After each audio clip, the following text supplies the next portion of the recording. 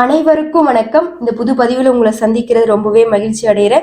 இன்றைய பதிவில் நம்ம என்ன பார்க்க போறோம்னு பாத்தீங்கன்னா 5/1/2024 மார்கழி மாதத்தில் வருகின்ற வெள்ளிக்கிழமை.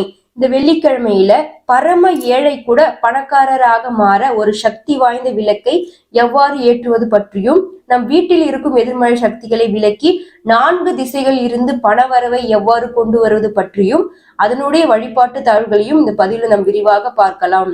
இது போன்ற பல வழிபாட்டு தகவல்களை தொடர்ந்து பார்க்க ஜிவி தெய்வீக சேனலை சப்ஸ்கிரைப் பண்ணி வச்சுக்கோங்க. முற்றா உறவினர் நண்பர்களுக்கும் ஷேர் பண்ணி விடுங்க. எதனா சந்தேகங்கள் இருந்தா கமெண்ட் மூலமா தெரிவிங்க. வாங்க பதிவுக்குள்ள போயிடலாம்.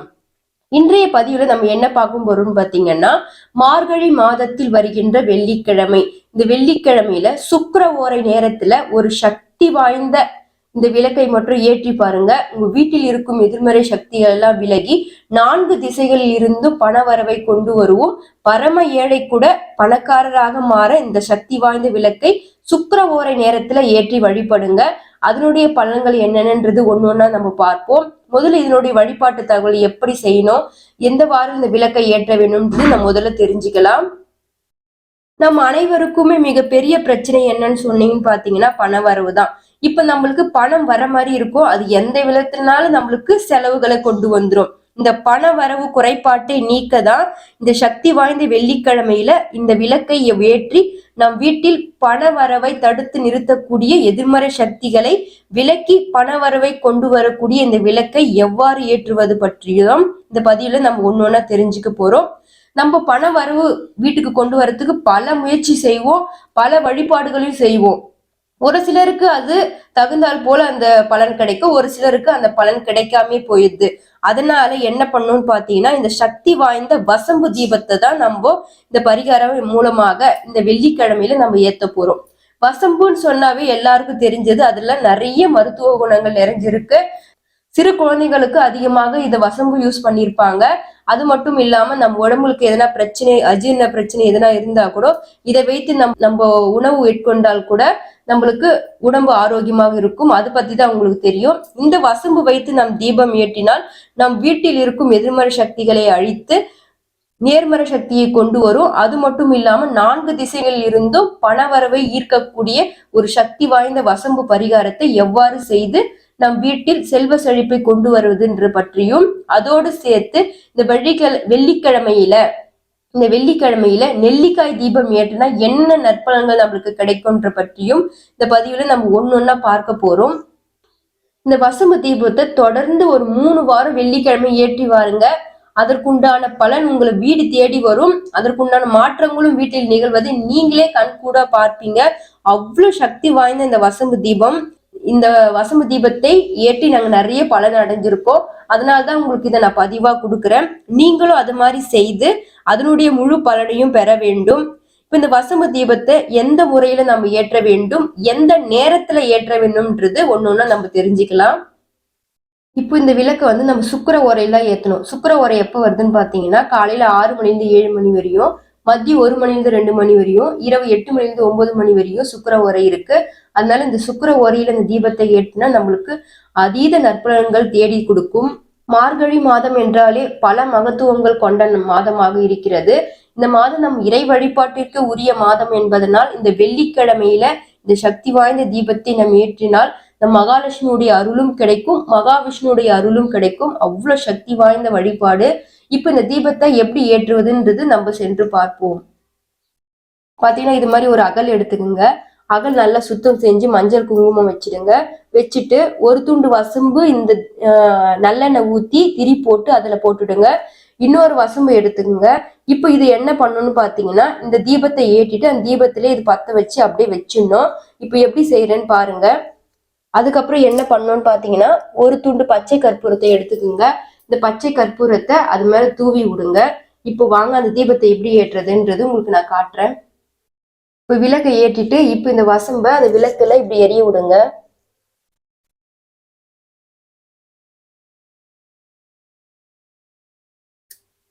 இப்ப இது மாதிரி பத்த வச்சுட்டு இப்ப இந்த வழுக்கு மேல இப்படி வச்சிடுங்க.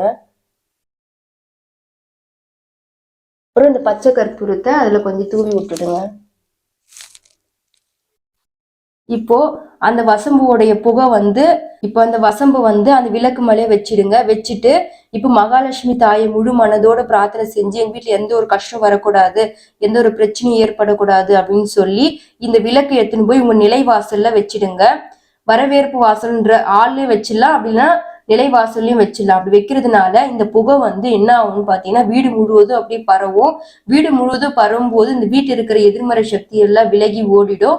4 திசைகளில் இருந்து பண வரவை கொண்டு வரும். அவ்வளவு சக்தி வாய்ந்த தீபம். இப்ப இந்த தீபத்தை நீங்க நிலைவாசல்ல வச்சுட்டு வந்துருங்க. அதுக்கப்புறம் நம்ம இன்னொரு தீபம் ஏற்றணும். இன்னொரு தீபம் என்னன்னு பாத்தீங்கன்னா நெல்லிக்காய் தீபம் தான். நெல்லிக்காய் தீபம் நம்ம ஏத்தியாச்சு. இப்ப நம்ம ஆர்த்தி காட்டிடலாம்.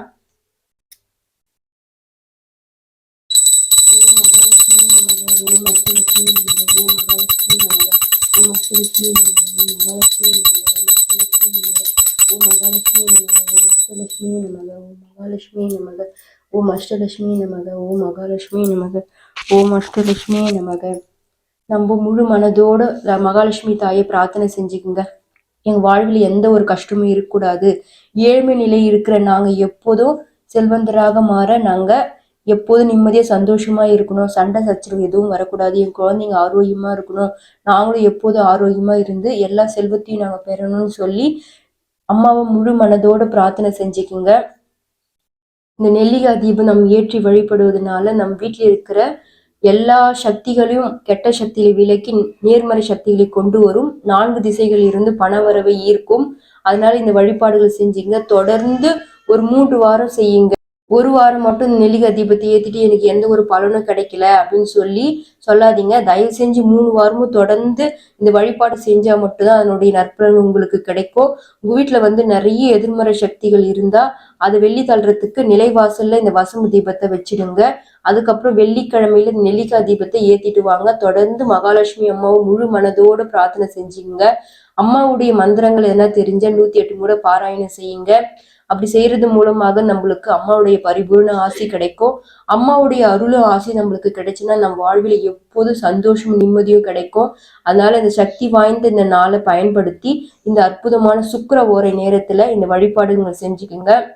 அது மட்டும் இல்லாம இந்த சுக்கிர ஓரை நேரத்துல வந்து என்ன செய்யணும்னு பாத்தீங்கன்னா பசுமாட்டுகளுக்கு தானம் செய்யணும். என்ன செய்யணும்னு பாத்தீங்கன்னா மொச்சை கொட்டையில கொஞ்சம் வெல்லும் கலந்து பசுமாட்டுக்கு நீங்க தானம் கொடுத்தா கூட உங்க பணம் வந்து 4 திசையிலிருந்து புரண்டு வரும். அவ்வளவு சக்தி வாய்ந்தது. இந்த வெள்ளிக்கிழமையில பசுமாட்டுக்கு நீங்க தானம் கொடுங்க. அப்படி முடியலனா கூட பச்சரிசியில கொஞ்சம் ஊற வச்சு அரைச்சு அதுல வெல்லம் கலந்து கூட பசுமாட்டுக்கு கொடுங்க. இந்த வெள்ளிக்கிழமையில சுக்கிர ஓர நேரத்துல நீங்க பசுமாட்டுக்கு தானம் செய்யறதுனால உங்க வீட்டில் இருக்கும் அனைத்து பிரச்சனைகளும் தீர்க்கும். கடன் சம்பந்தப்பட்ட பிரச்சனை அனைத்தும் தீரும். அதனால இந்த வழிபாடுகளை செய்து அதனுடைய முழு பலனையும் பெறுங்க. ஒரு சிலருக்கு வந்து டவுட் இருக்கும், இந்த வழிபாடு இந்த தீபத்தை ஏற்றிட்டுனா எனக்கு என் கடன் எல்லாம் தீந்துடுமா, என் பிரச்சனை எல்லாம் தீந்துடுமான்றது நிறைய பேருக்கு டவுட் இருக்கும். நீங்க வந்து முழு நம்பிக்கையோடு பக்தியோடு இந்த வழிபாடு செய்யுங்க. இந்த நெல்லிக்காய் தீபத்துக்கு அதீத சக்திகள் இருக்கு. அதிக நன்மைகள் நம்மளுக்கு தரக்கூடியது. மகாவிஷ்ணுடைய ஒரு அற்புதமான சக்தி இந்த தீபத்துல இருக்கு. அது மட்டும் இல்லாம இந்த வெள்ளிக்கிழமை ஏற்றதுனால மகாலட்சுமியுடைய அருளும் நம்மளுக்கு கிடைக்கும்.